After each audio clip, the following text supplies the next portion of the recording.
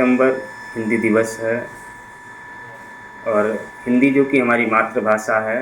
हिंदी के लिए कहना है माता और भाषा का कोई दिन नहीं होता है।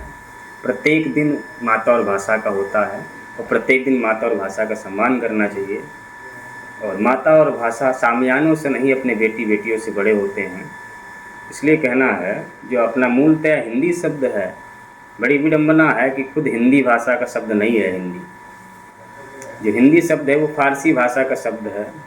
और जो हिंदी साहित्य का इतिहास हम लोग पढ़ते हैं, बड़ी शोचनीय और दयनीय दशा है। जो हिंदी साहित्य का इतिहास है वो भी हमारी हिंदी भाषा में नहीं लिखा गया, वो भी फ्रेंच भाषा में लिखा गया। और विद्वान थे गारसा द तासी। उन्होंने अपना ग्रंथ लिखा इस्तावर दाला लितेतिउर हिंदुई एंड हिंदुस्तानी, जो कि फ्रेंच भाषा में लिखा। अब विडंबना यपना की बात यह है, जो फ्रेंच भाषा के विद्वान थे गारसा द तासी, हमारे यहाँ टीचर थे, शिक्षक थे अंग्रेजी के, उनको आवश्यकता क्यों पड़ी कि हिंदी साहित्य का इतिहास लिखने की? क्योंकि हमारी मातृभाषा हिंदी को नीचा दिखा सकें, इसलिए उन्होंने हिंदी साहित्य का इतिहास लिखा।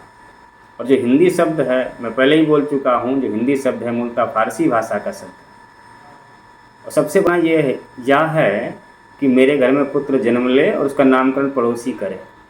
तो हमारी माता यानी कि हिंदी के साथ ऐसा ही हुआ। हिंदी है तो हमारी मातृभाषा, लेकिन नामकरण करने के लिए मेरा पड़ोसी आ गया। तो हिंदी जो शब्द है वो फारसी भाषा का शब्द है। लेकिन आज हिंदी दिवस के अवसर पर हम जोर देकर ये कहना चाहते हैं कि ज्योति जगा सद्भावना की सब, ज्योति जगा सद्भावना की सब, भेद व भाव मिटाएगी हिंदी।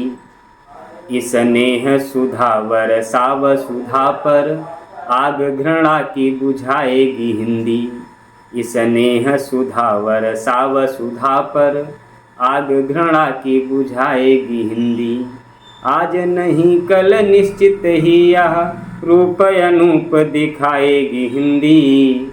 आज नहीं कल निश्चित ही यह रूप अनूप दिखाएगी हिंदी।